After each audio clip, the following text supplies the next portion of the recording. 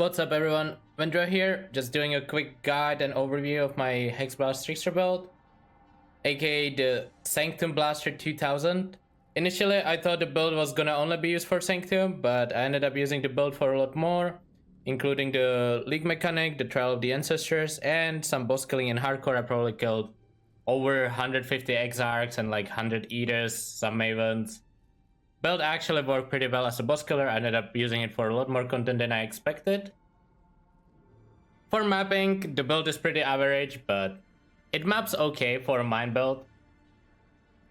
I think I wouldn't roll this build for mapping, but it's one of those bossers that maps well enough that you won't hate your life. So let's start with the controversial choices. Why did I choose Trickster first? Mostly because of defensive reasons. Spellbreaker is just insane, so is Escape Artist, and I wanted to play a CI character. But Trickster also has offensive advantages in terms of Swift Killer, giving you a lot of throw speed through charged mines, and good charge up time in intermission of bosses, and Polymorph giving you some damage nodes, like some damage, which is pretty comparable to Sabo, honestly. I think Trickster is overall a better choice for a normal mine build, especially if you're gonna go CI. If you're gonna go live stacking, then I guess I would stick with Sabo, but I didn't want to do the live stacking version, so I ended up going Trickster. First, let me start by explaining the Hexblast gem, because it's not very intuitive and it's very different from other gems. So Hexblast deals chaos damage, but it can ignite, freeze, and shock through crits or through having chance to inflict those elements. And the more important line, it is resisted by the lowest resistant instead. In our case, that means we apply flammability, elemental weakness, combustion, and we reduce enemies' fire resistance, and our chaos damage gets affected by enemies' fire resistance instead of chaos or elemental resistance.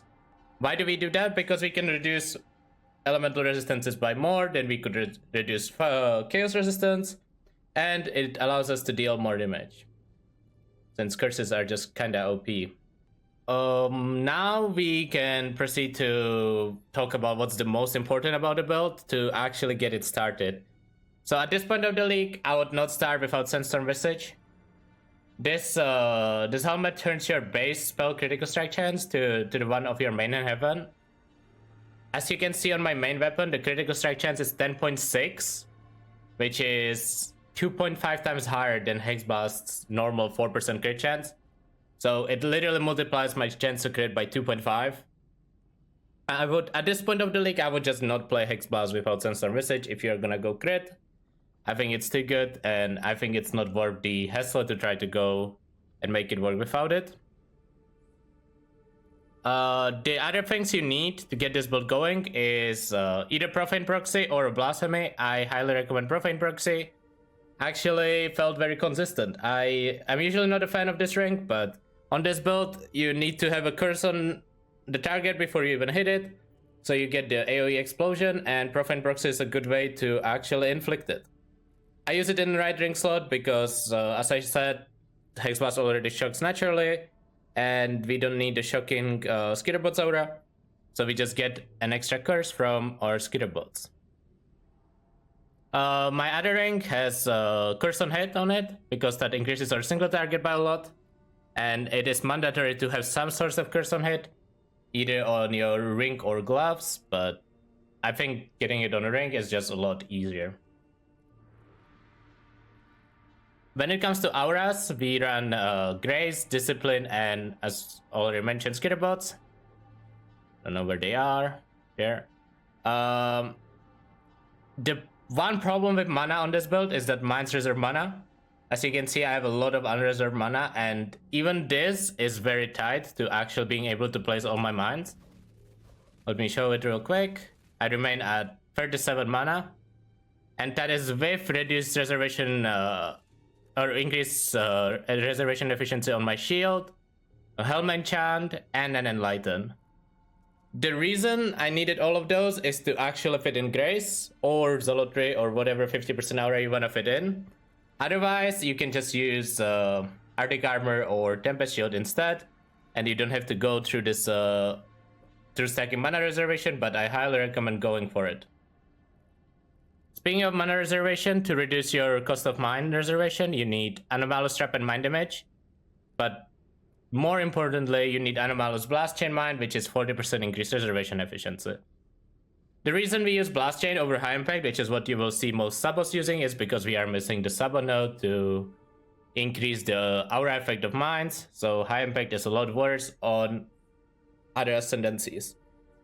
And I was looking at the map with Minefield. Blast Chain is pretty much always better for us, so decided to go with Blast Chain. Unlike a lot of mine builds, Hexblast has the big advantage of being able to hold left click and the mines don't go off unless they have a target to hit, which makes for a lot smoother playstyle than most mine builds would be, which is really nice. The only time you actually have to press different buttons than your move skill and Hexblast is on bosses, when you have to inflict Bear Trap. And I also run Wither Totems, but I don't actually need to run them anymore because I have a Balance of Terror. 1 second, this one. That allows me to inflict Wither on hit if I have cast Despair in the last 10 seconds. So I just cast Despair before the boss fight starts. And then I don't need to actually place on my totems, I just have them because I had them before I got the Balance of Terror. But they're still pretty decent. Let's go over the gear real quick and how to craft it. So this POB will be in the description, but you can also import my character. It's level 98 in Hardcore Ancestor League. And this gear should be pretty much exactly the same as it is on that character. So one crafting, I recommend getting a Fractured base that has either crit chance, crit multi, or spell damage fractured. I level 82 or lower. This is important because we want to use a free fossil combination of Shattering, Metallic, and Corroded to get a guaranteed +2 after it's on average it's like 12 tries to get it. And so usually after you hit it, you have to annul a suffix and then reforge crit or Ashling or Wild Chaos, but the prefixes are pretty easy to hit. I went with Fractured spell damage to guarantee it actually being a high roll. Shield, I ended up just Dense Fossil spamming and got insanely lucky. But the important stat for me here is the reservation efficiency. I think getting the reservation efficiency and then just multi-modding percent ES, flat ES is also good enough. You will get like a 250 ES shield. The important part is being able to fit in Grace, which this shield allowed me to do. Sandstorm Visage, as I mentioned, pretty much mandatory item. Sadist Garb, all races should use Sadist Garb. You spam Dense Fossils. When you hit the prefixes, you can Eldritch Chaos finish the suffixes. I got pretty lucky. I got the tier 1 suppression on it, but I would probably settle for lower suppression and fix the rest of my suppression with tattoos. Sword Gloves, Fire Exposure, Unnerve on hit. Oh, just two good damage mods, right? And otherwise, very basic Sword Gloves with high ES, Dex, Fire S. I think this was also Dense Fossil, but there's a lot of ways to craft this kind of gloves. Shouldn't be too hard. I decided to go for ES Evasion boots to get actually more suppression into my build. And I rolled them with Loading Essence to get a chance to avoid elements. So you can see I have 50% chance to avoid elements on my boots. And then I have 50% from Ancestral Vision, making me element immune. You can also go for Hybrid Gloves if you need even more suppression. Like for example, if you didn't hit it on your body armor at all. But you should only need one. Amulet, I have crit multi, plus on chaos, and a bunch of resist. I also decided to go for -7 mana cost because it allows me to only ever use Mana Flask on a single target, and I don't ever need to use it while mapping. I don't know how you would actually craft this. I ended up buying this. I'm pretty sure if there are amulets on the market, they're gonna be from Rogue. If you wanna craft it yourself, maybe get a Fractured +1 chaos base and spam crit multi essences or something. Or you just settle for no +1 chaos and you go for like percent ES instead, which would be a lot easier to roll. Curse on hit ring, just reforge caster on either Hunter or Warlord base, depending whether you want Ele weakness or flammability. Either works, you just put the R1 and Profane Proxy. Should be easy enough to hit. Crystal Belt is a Crusader Belt. Spam dense fossils until you hit decent ES and percent ES. It's actually pretty easy to hit tier 1, or like tier 2, tier 1. So I would, if you're actually Crusader slamming a belt, I would highly recommend to go for like a decent roll. It's really not that hard to roll ES gear, which is so nice to just be able to dense puzzle most of your gear. Plus setup pretty basic, except I use Enduring Mana Flask to have a good way to remove bleed and to give me more single target, because sometimes on single target when you are holding Hexblast for too long, you start running out of mana. So you don't ever need to use this while mapping, but it's really good on single target. Balance of Terror already mentioned for Vidra on hit, and then I have 2 Ghastly Eyes for chance to avoid stun, giving me 59%, and then I finish my stun immunity through Tattoos, giving me the remaining 45, so I get stun immune that way, which allows me to run Soul of Solaris because I don't need Soul of ranking anymore, right? Because we are both freeze and stun immune. I hope all around this build because the resist and crit multi are good. There's not much else to it. You could kill all if you can fix the resist, but I think Alera is good. +1 in tattoo on this spot. Very, very fitting that we actually travel there, so that's nice. And then when it comes to tattoos, I use tattoos to fill up my suppression and global defense for those where I don't need suppression. I decided to not change my in tattoos because I feel like you need the mana pool. So you could get slightly more ES by changing the in tattoo into global defense tattoo, but you would lose mana, which would make the whole build feel a little more awkward. And it's just not worth it in my opinion. I have some masteries that you would normally have, like Curse Mastery to reduce extra damage from crit of cursed enemies. This is for Polymath, giving me more, that way it gives me more damage, so that's what forces me to sometimes take a mastery I wouldn't normally take, but they're all decent enough that it's not a big problem. Otherwise, I think this is pretty much it. As you can see, the build does pretty good damage. This is assuming you are holding right click throwing mines, but it's ignoring blast chain mines, so in reality this number is actually higher than, probably like 25 to 30% higher.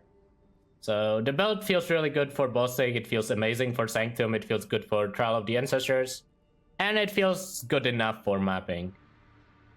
Overall, extremely happy how the build turned out, and honestly could see myself playing it as a league starter in the future. That's gonna be it, everyone. Thanks for watching. Bye bye.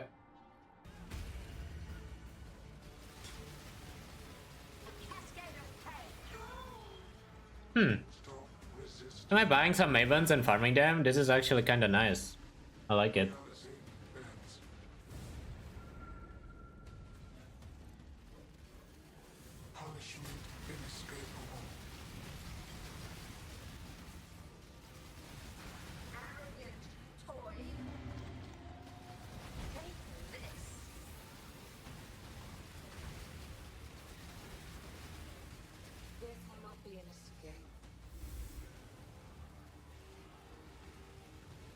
Is there a hotkey for Sanctum up? I don't think so. Wanna check in the rooms. Left, top, right, top, left, top.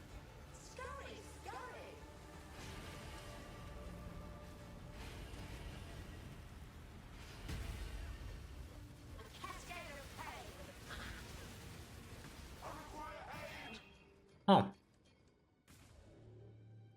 I kinda like that fight. That wasn't too bad. Enjoy our contests, for it continues to play. You and I should do this again soon. Children are capricious.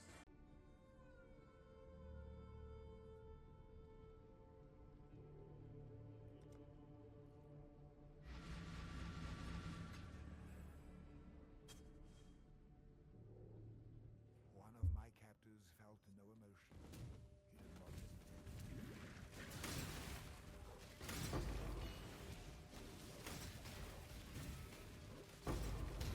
Just need a moment.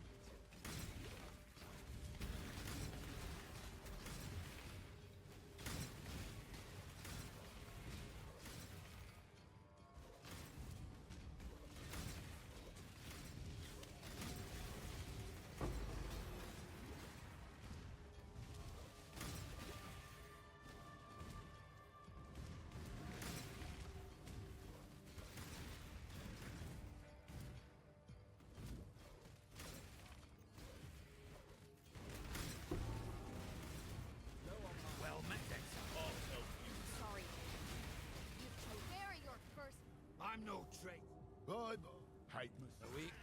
I've seen your strength. I wonder if they'll even remember